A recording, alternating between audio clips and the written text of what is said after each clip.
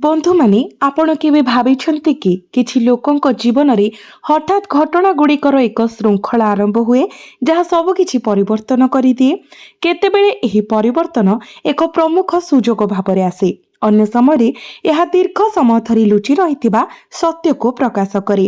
तो बंधु माने आपणक पई आजिर संकेत एपरि एक परिस्थिति को इंगित करे। एक समय आसुची जेतेबेले सद्गुण एवं दुराचार मध्यरे संतुलन स्पष्ट भाବରେ स्पष्ट होइजिबा। जो माने आपणको प्रतारणा करिसेंती, आपणकर भावना को शोषण करिसेंती किंबा आपणक कठिन परिश्रम पई श्रेय दाबी करबाको चेष्टा करिसेंती, सेमानंक पई परिस्थिति द्रुत गति रे परिवर्तन होई पारे। तथापि एही भविष्यवाणीर सबुठारु गुरुत्वपूर्ण दिग हेउची जे ଏହା केवल अन्य मानक विषय रे नुहे, ଏହା आपणक निज जीवनर सेही क्षेत्र गुड़िक मध्य जड़ित करे जोठारे सतर्कता आवश्यक। ग्रह संरचना सूचाई दिए जे निकट भविष्यत तीनोटी बड़ झटका आनी पारे घटना गुड़िक जहाँ अनेकंक पई आखि खोलीदेव। तथापि एही झटका गुड़िक क्षति को सूचित करे नाही। प्रायतः जीवन रे एक हठात झटका आमको एक भूल पथरु दूरेई नै थाए एवं आमको सेही दिग को मार्गदर्शन करि थाए जोठारे आमर प्रकृत भाग्य आमको अपेक्षा करिछि। जदि गत किछि मास मध्यरे आपण बारंबार अनुभव करिसंती जे किछि भूल अछि किबा अनुभव करिसंती जे किछि लोक आपणकर मुह अपेक्षा आपणक पछरे भिन्न भाबरे कार्य करूछंती, तेबे निश्चित रुहंतु एहा केवल आपणक कल्पनार एक काल्पनिक कहानी नुहे। आपणक परिवेश धीरे धीरे सेमानंकर प्रकृत स्वभाव प्रकाश करबाको प्रस्तुत हेउछि। प्रथम संकेत आर्थिक मामला सहित जड़ित परि मने हुए। जदि आपण कहा उपरे अंधविश्वास रखिछंती, संपूर्ण सूचना बिना एक सहभागितारे प्रवेश करिछंती किंबा एक गुरुत्वपूर्ण आर्थिक निष्पत्ति को स्थगित रखिछंती, तेबे सत्य एबे आपणक निकटरे प्रकाशित होई पारे। एही आघात एक बड़ क्षति भाबरे प्रकाशित न होई बरं एक समचित चेतावनी भाबरे प्रकाशित होई पारे। आपण एपरि व्यक्तिंक प्रकृत उद्देश्य आविष्कार करि पारंती जहाँक कथा को आपण दीर्घ समय धरि विश्वास करि आसुछंती। जदिओ एही परिस्थिति प्रथमे अस्थिर होई पारे, किंतु एहा घटाउथुबा घटना शेषरे आपणको एक बहुत बड़ क्षति रक्षा करि पारे। एही कारणरू एही समय प्रत्येक आर्थिक निष्पत्ति चिंता करि नेबा जरूरी। एही समय चाकरी करुथुबा लोकंक पई मध्य गुरुत्वपूर्ण। कार्य क्षेत्र रे हठात ईर्षा, लुकायित विरोध किंबा अन्य मानक ठारू ऑफिस राजनीति देखा देई पारे। तथापि एठारे एक उल्लेखनीय दिग हेउछि जे आपणक पई जो माने निज काम प्रति निष्ठार सहित उत्सर्गीकृत सेमानंक पई एही प्रकाशन शेषरे लाभदायक प्रमाणित हेबो। जेतेबेले सत्य प्रकाशित हुए प्रकृतरे सक्षम व्यक्ति को चिन्हित करा जाए। आपणक घर परिवेश रे परिवर्तनर मध्य सूचना अछि। परिवारर कोनोसी सदस्य दीर्घ समय धरि गुप्त रखिथिबा किछि अंश शेयर करि पारंती। प्रथम नजर रे एही परिस्थिति असहज लागि पारे, किंतु प्रायतः संपर्क को सुदृढ़ करिबा पई सत्य प्रकाशित हेबा आवश्यक। जदि परिवार रे वर्तमान सामान्य कथा को नै उत्तेजना वृद्धि पाइछि, तेबे कारण केवल परिस्थिति नुहे बरं अव्यक्त भावना मध्य होई पारे। प्रेम संपर्क रे एक गुरुत्वपूर्ण मोड़ मध्य दृश्यमान हुए। जदि आपणकर संपर्क सत्य एवं विश्वास उपरे निर्मित, तेबे एही समय एहाको आहुरी मजबूत करिबो। तथापि जदि एक संपर्क केवल एक मुखबंध पालटिछि, तेबे वास्तवता प्रकाश पाई पारे। किछि व्यक्ति सेमानंकर साथींकर आभ्यंतरीण चिंताधारा विषय किछि खोजी पाई पारंती जहाँ एपर्यंत लुचि रहिथिला। भय करिबार कोनोसी आवश्यकता नाही, कारण प्रत्येक प्रकाशन नकारात्मक नुहे। प्रायतः सत्य जଣା पड़िबा परे ही संपर्क एक नूतन आरंभ करि थाए। एही समय एक गुरुत्वपूर्ण संकेत मध्य आध्यात्मिक स्तर रे देखा जाउछि। जदि आपण बारंबार एक स्वप्न को मने पकाई आसुछंती, मंदिर को जीवा पाए हठात इच्छा करूछंती किंबा कोनोसी स्पष्ट कारण बिना निजको एक निर्दिष्ट मंत्र प्रति आकर्षित करूछंती, तेबे एहाको केवल संजोग भाबरे खारज करिबा उचित नुहे। यह देखा जाउछि जे ब्रह्मांड आपणको भीतररु शक्तिशाली करबाको प्रस्तुत हेउछि, कारण जेतेबेले जीवन रे बड़ परिवर्तन आसे सेतेबेले आभ्यंतरीण स्थिरता बाह्य शक्ति परि जरूरी। ବନ୍ଧୁ ଏବଂ ପ୍ରତିପକ୍ଷଙ୍କ ସହିତ ଗତିଶୀଳତା ମଧ୍ୟ ଆକର୍ଷଣୀୟ ହେବାକୁ ସ୍ଥିର ହୋଇଛି।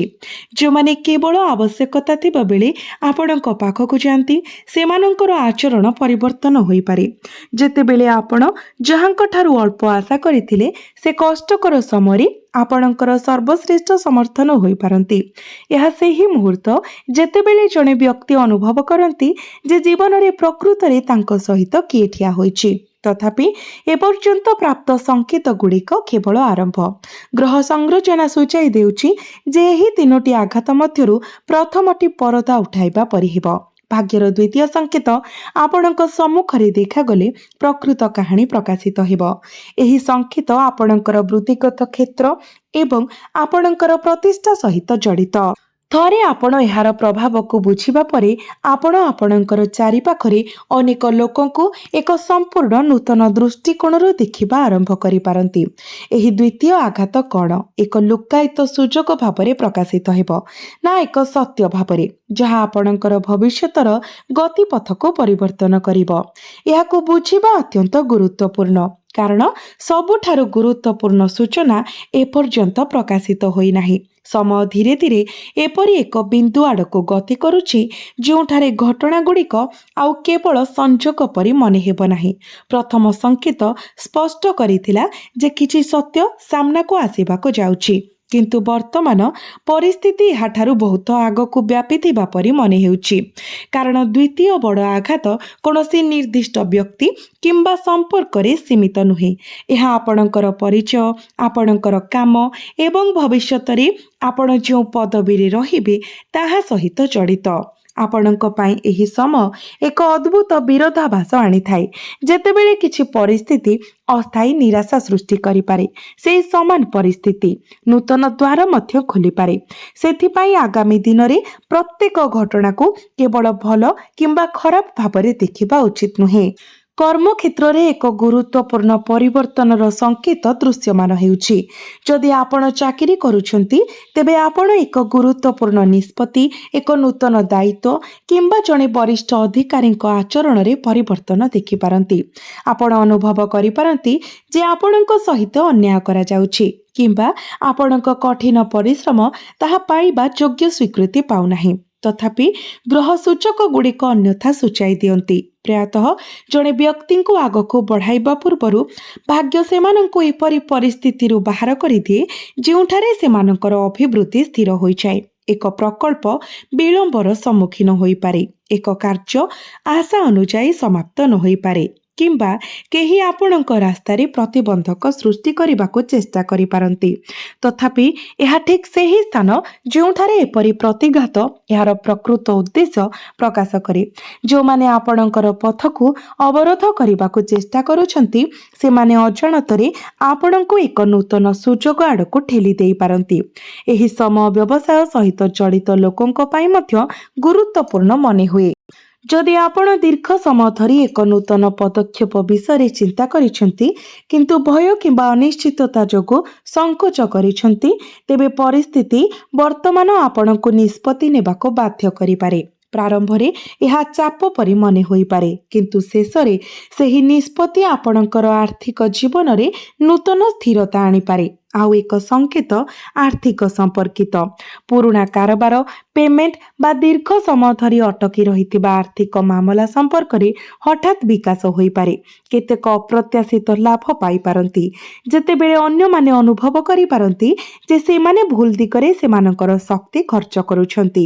ଏହା ମଧ୍ୟ ଝଟକାର ଏକ ପ୍ରକାର, କାରଣ ଗଭୀର ସତ୍ୟ ହେଉଛି ଯେ କେତେକ ସମୟରେ ଆମକୁ ଆମର ପ୍ରାଥମିକତା ପରିବର୍ତ୍ତନ କରିବାକୁ ପଡ଼ିବ।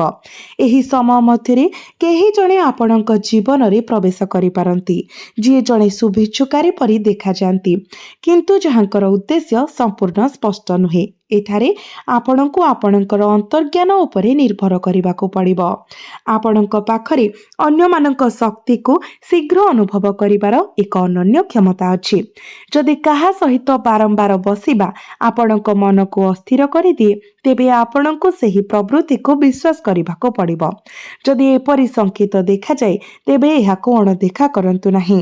ଯେତେବେଳେ ପରିବାର କଥା ଆସେ ଏକ ଭିନ୍ନ କାହାଣୀ ପ୍ରକାଶ ପାଉଛି।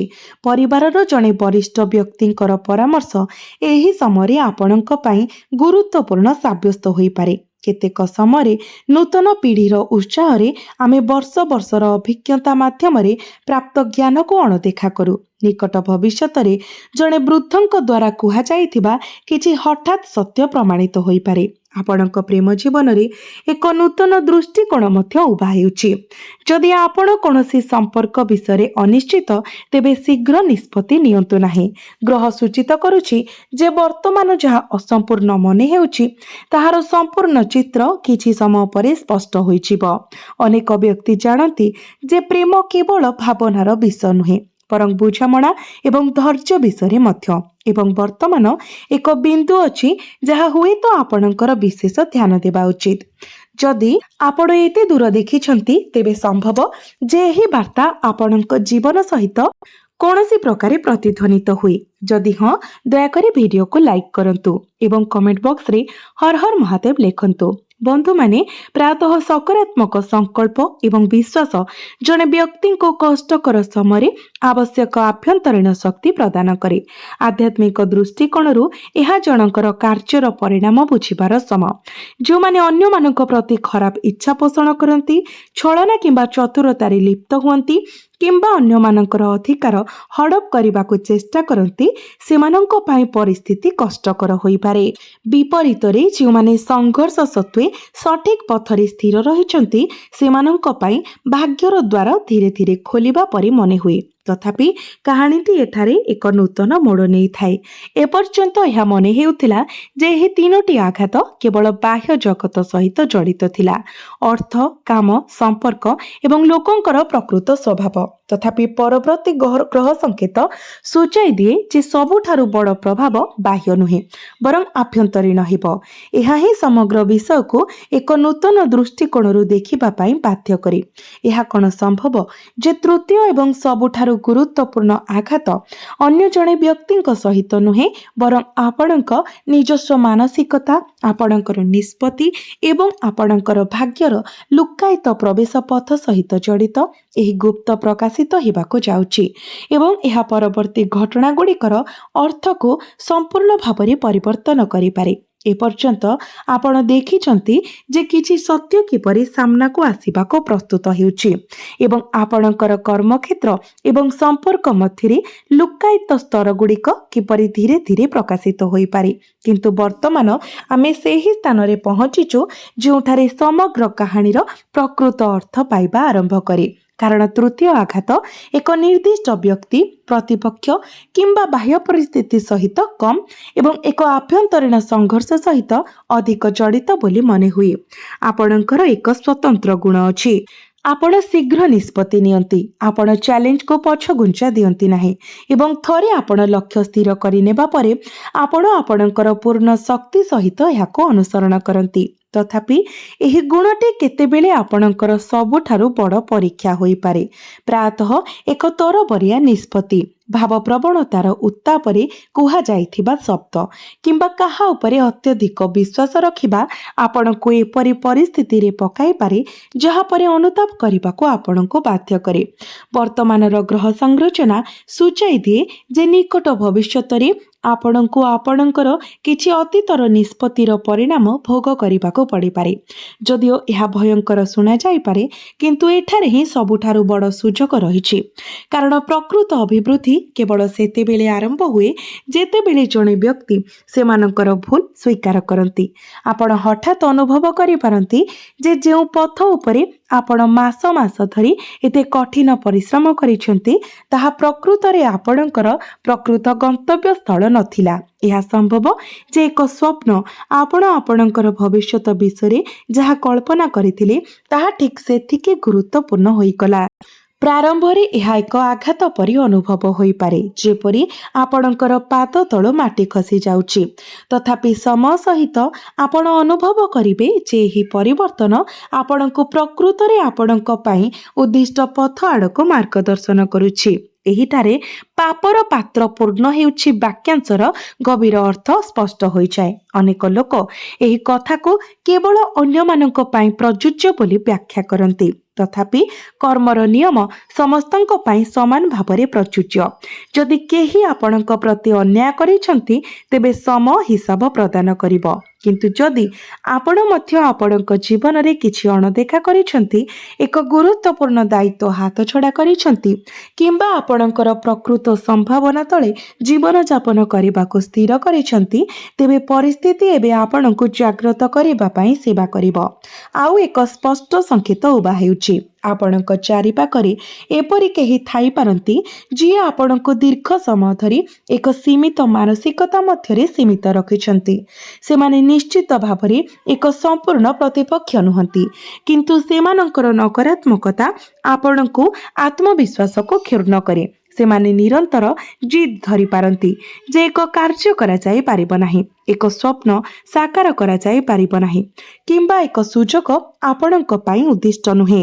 निकट भविष्य रे सेमानंकर कथार प्रभाव क्षुण्ण हेबाको आरंभ करिब एवं आपण आपणଙ୍କର प्रकृत शक्ति को चिन्हिबा आरंभ करिबे।